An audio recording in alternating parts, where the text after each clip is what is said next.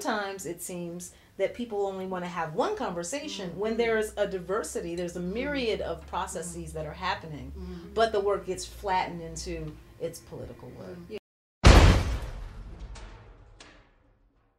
This episode is all about transcendence versus niche as an artist, and I have two amazing artists with me, Ayanah Moor and Julia Cahill. Both of these women are in a show at the Mattress Factory entitled Feminist, and that show is going to be up until May.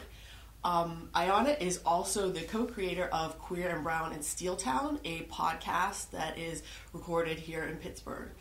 Do you think of yourself as an artist, or do you think of yourself as a woman artist, or a black artist, or a gay artist, or think of yourself as an artist?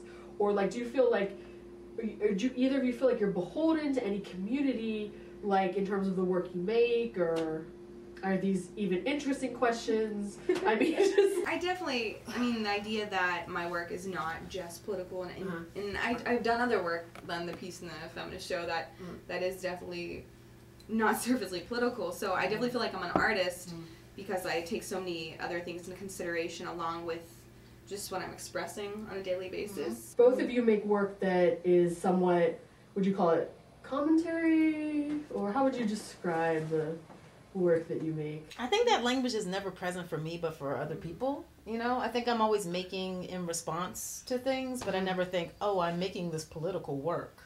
But in response, yeah. Yeah, but it's always a response, or it's always, for me, in dialogue with something that's happening.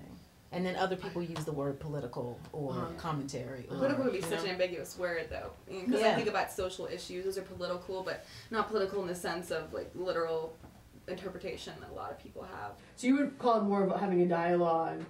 In my work, I draw from just simple, everyday reactions or emotions specifically to the environment around me, the culture around me. So I'd like to think that that I am on the same wavelength as some people at least, because since it is for me so personal, I hope that people can relate, and just like you were saying, that somehow it can trigger a dialogue, whether it's exactly in the direction you want it to go or not.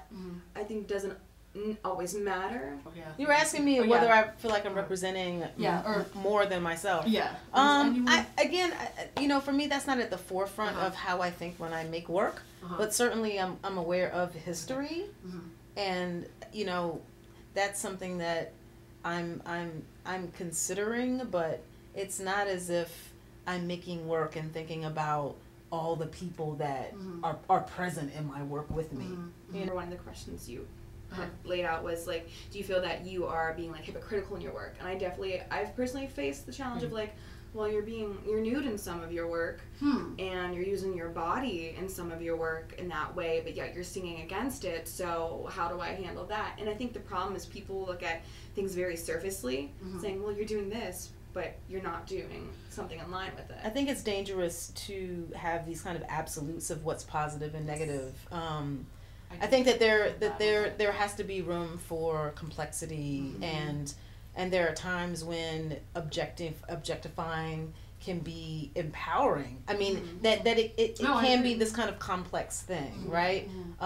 That generally things have nuance, that things are complex, that there are slippages.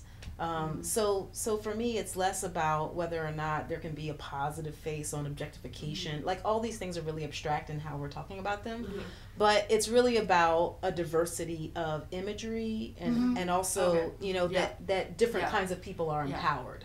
So are there times when women are empowered to express themselves in whatever way they want, or is there a very narrow kind of display of representation? You know what I mean? No, I completely agree with that. Because I think that a stripper can be the most empowering woman on the floor, and there are other times when she can be the most oppressed.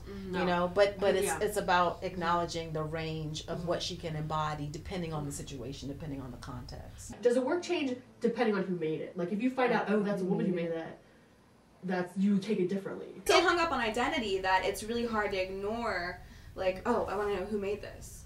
Like there's work that has a particular meaning when you see it on the surface, and then maybe you read the label, maybe you read the wall text, or maybe you have a conversation with someone, and there can be meaning added on to it. You know what I mean? So I mean, and that becomes, I think, an opportunity to really be critical about how you read it the first time, and then how you read it when you got that extra information. So you guys have never felt like a dismissal of your work because you try to have dialogues or try to have... Hell yeah. Oh, you have? You yeah, felt of that? course. Okay. All right. But I'm not going to stop making the work I make. Yeah. You know, I'm just going to call them out, tell them they're whack, and keep making work.